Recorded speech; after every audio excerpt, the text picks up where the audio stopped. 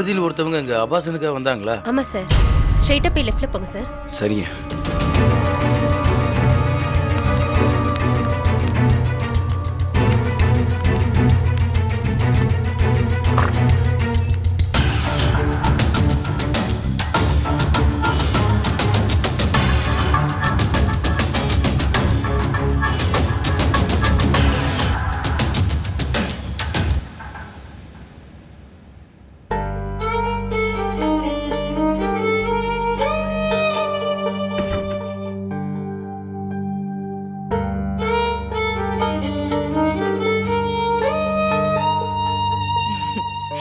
என்ன வேகமா கார் ஓட்டிட்டு வந்தியா?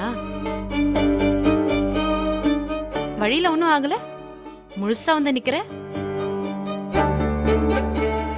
என்ன முழிக்கிற? உன் புள்ளைக்கு ஏதாவது ஆயிடுமோன்னு பதட்டமா இருக்கோ?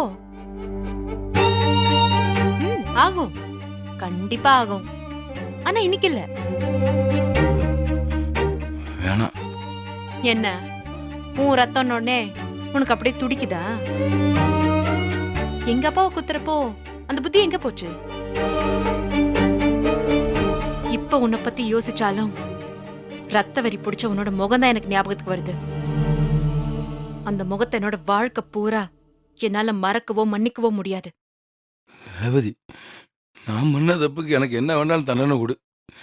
அதுக்கு நம்ம பிள்ளை என்ன பாவம் பண்ணிச்சு? நான் என்ன உனக்கு தண்டனை கொடுக்கறது? சட்டம் உன்னை தண்டிக்கிறதுக்கு காத்துட்டு இருக்கு. சரி, தண்டிக்கட்டும். சட்டம் கொடுக்கிற தண்டனை ஏத்துக்கிறதுக்கு நான் தயாரா இருக்கேன். போய் சட்டத்துல இருக்கிற ஓட்டையை பயன்படுத்தி நீ ஓடி ஒளிஞ்சுப்ப. அந்த தைரியத்துல தானே நீ சட்டம் அது இதுன்னு ஏதேதோ பேசுற. இல்ல, இப்போ உனக்கு என்ன வேணும்? நியாயம். என்ன நியாயம் வேணும் சொல்லு. உன் ஆசை என்னதான்னு சொல்ல. ஏய், ஒரே ஒருவா உங்க அப்பாவை ஆத்திரத்துல குத்தி விட்டேன். அது கூட அவரை குத்தரும் போலையே, உன்னை மேல இருக்க கோவத்துல தான் கத்தி எடுத்துட்டு போனேன். அது உங்க அப்பா மேல பட்டுருச்சு.